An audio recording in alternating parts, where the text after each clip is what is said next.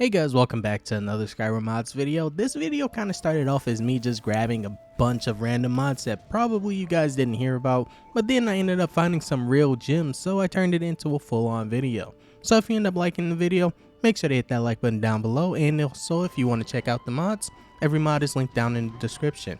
So without further ado, let's dive right in, and I hope you guys enjoy, and don't forget to endorse mod authors.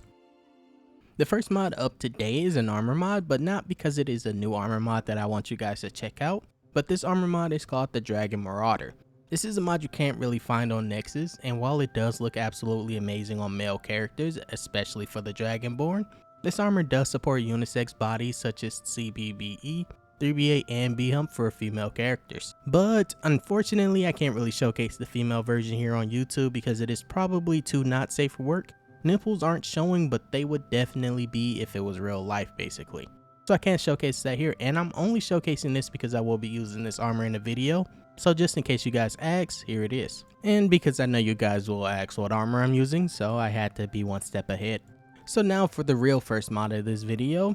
We all know the mod Strange Ruins. Well, it just got a new graphical overhaul. This mod is called Runic Arts Strange Ruins Visual Overhaul. Instead of the ruins being displayed just below the spell and above your hand, now it circles your character wrist like you would see in more modern arcane games if you still play those besides Skyrim. I did firstly want to point out one downside to this though. Because it circles your character wrist, that means it can clip with gauntlets depending on how big they are for your character. Otherwise it looks perfectly fine on most vanilla armors. And these new graphics will apply on NPCs depending on your Strange Ruin settings. By default, they only show up when they're about to cast or while they're currently casting. And I really love how detailed they are. I doubt you ever find yourself zooming in on these like I'm doing unless you're using free cam. You won't be disappointed either way because the details applied to this are pretty amazing. But now we're taking another step into maybe arcane if you would consider it that. Also ignore my werewolf being invisible, but this is a new werewolf overhaul, turning your character from a werewolf into a Wendigo, hence why the name is the Wendigo. Also, little side note, if you use the new gentleman, this mod will not work with it due to the way that the new gentleman displays and distributes its overlays. I won't go into details if you don't know what that mod is. But as you can see, this mod overhauls the character werewolf, and only for your character unless you have a mod like diverse werewolves, then it will adapt this also. But it is strictly for your character alone. And you don't have to wait on any special requirements to unlock this form. As soon as you can turn into a werewolf, you will have these new graphics, but they are completely graphical. There's no advantage to gameplay with these, except for being terrifying and looking pretty good in the screenshot. And because it does not edit anything besides the meshes and textures, even leaving the skeleton alone, it will use whatever skeleton you have installed and also follow your gameplay mechanics, making it perfectly compatible with Growl. Okay, so this next mod is a huge jump from the previous mod, and I should probably start organizing my mods instead of doing this, but this next mod is called Modern Hay. It basically turns hay into looking modern and ultra realistic with 3D textures. Okay, so that was a pretty terrible explanation, but to better explain this, it is a high quality hay replacer, replacing the hay and hay mounds and also scattered hay around Skyrim with these new textures. And these new hay mounts take full advantage of complex parallax materials if you're using ENB, and also community shaders, and also PBR, which is strictly for community shaders. The next mod is a huge jump, and another reason I should probably start organizing my mods when I showcase them. But this next mod is called Dragon Random Stagger Animations. Using this mod, it pretty much does exactly what the title says. Now when you stagger a dragon, their animation won't be the same one over and over again. While it can loop and you might get the same one multiple times, they are completely random and they apply to all dragons. And while I did try to use a bunch of other ways to stagger dragons, I found that Unrelenting Force was definitely the easiest way, so excuse my Dragonborn shouting continuously at dragons to make them stagger backwards as if my Dragonborn has bad breath. Considering I never really customized my character and always leave the name Prisoner, I wouldn't doubt that he really does have bad breath. But back to the main mod at hand, Smooth has really gone out their way to start fixing dragons. First their flapping wing animations, and now we have new stagger animations just to increase your immersion. And also here's vanilla dragons for whoever still uses vanilla dragons in this year. And yes, I definitely meant that in the most judgmental way possible. But up next we have a new player home that is just outside of Riverwood, and you don't have to do anything special to obtain it. This mod is called Gremli's Riverwood House. Of course the mod author put their name in it, so if I pronounced it wrong, that is on them, and I do apologize. But this mod adds a new Riverwood home just outside of Riverwood right before you reach Riverwood. I'm saying Riverwood a lot. But this mod adds a new home that you do not have to purchase. You can walk straight in and start utilizing it, because this home includes every single thing that your character will need in the early game, especially considering Riverwood doesn't contain a smelter or an enchanting table, or much of really anything. And if you're wondering why people keep making player homes and overhauling Riverwood, because that's mainly where modders get before they decide that they need more mods to end up starting a new game.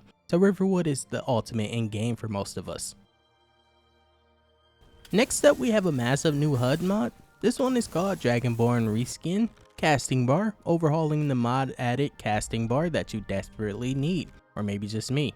I can't tell you the amount of time I prematurely cast a spell and died because of it. But this mod gives every variant of casting, even when you just draw a bow, new animated HUD icons that start from 0 and build up fully animated until you're ready to fire. And you can honestly go super simple and have them all use the same icon, but you have 2,000 mods in your mod list most likely, so you should probably stop being lazy and customize your HUD. You're embarrassing the people with 4,000 mods in their list. And honestly, you would probably think that this will be a super simple mod, but it has so many different animated icons, especially for the magic one. That one definitely has the most unique and the most variants between all three, but all of them definitely add something to your gameplay so that you aren't super bored when you're shouting or drawing a bow. Honestly, I'm starting to realize that most of the overpowered mechanics get the best looking things, but I guess that's Skyrim. And the best part is that this mod is a super small download. You would think that it would be huge just to showcase all the icons, but it's pretty small.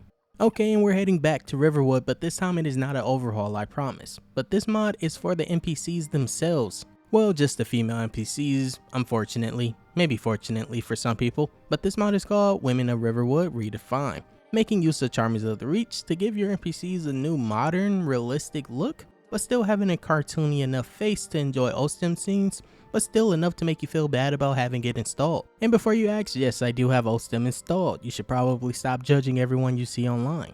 But back to this mod, if you already have Charmers of the Reach replacers installed, this is meant to go with them, such as Sons of Skyrim, so it will blend in perfectly with your already overhauled. Honestly, I probably just sounded narcissistic. Nonetheless, this next mod is called Knockout Extensions. This mod allows for you to knock NPCs out if you want to go for a pacifist route. And it's not chance based like those most other infuriating knockout mods, but literally if you take the time to try, you can knock out any NPC that you want. And you can do that a multitude of ways, like using the knockout stick that this mod adds in if you add the optional files. Otherwise, you just have to use the methods that are already in the game. But I will say that some NPCs don't like to go down. Some of them might end up taking a few hits, and I can't say that I didn't enjoy doing it. Honestly, Skyrim is definitely taking a toll on my brain. I'm giving too much power with this.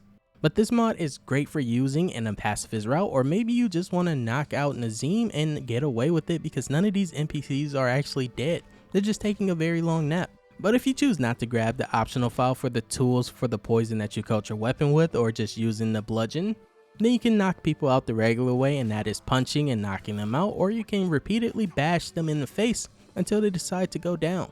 And honestly, if it wasn't for True HUD, I would definitely think I was killing these people, but honestly, some of them looked like they were peacefully sleeping. And to show that I really didn't kill them, here's them walking around a few hours later after waiting. Up next, we have the mod Werewolf Behemoths, adding in new buff werewolves that make your werewolf form look like a twig, especially if you're using the Wendigo mod before. They start spawning when your character reaches around level 35 and others at level 45. And because they are by Mihail, unless you have something increasing your damage, you probably want to meet them around level 60. But because I happen to be using Sky Valor, which pretty much normalizes everyone's health and just nerfs damage, I can kill everything with just a little bit of skill, so I was able to kill this at level 1. And they have no special drops, honestly. They're basically just stronger werewolves that you can run into, just in case you're tired of fighting werewolves and werebears. And if you want to go even a step further, there's an optional file to replace your character with it, so you can go around killing everything as a buff werewolf. And just like I mentioned before, if you happen to be using the new Gentleman, which I know a few million of you are if we count the 9 unique downloads, then this mod will not work for the character replacer, but you still will find them in the world. And honestly, that was it for today, guys. I intended to make this video a little longer, but then I ended up resetting my computer and having to re-download everything, and I am completely drained. But if you ended up enjoying, hit that like button down below, and I hope you have a great rest of your day. Peace and love, guys.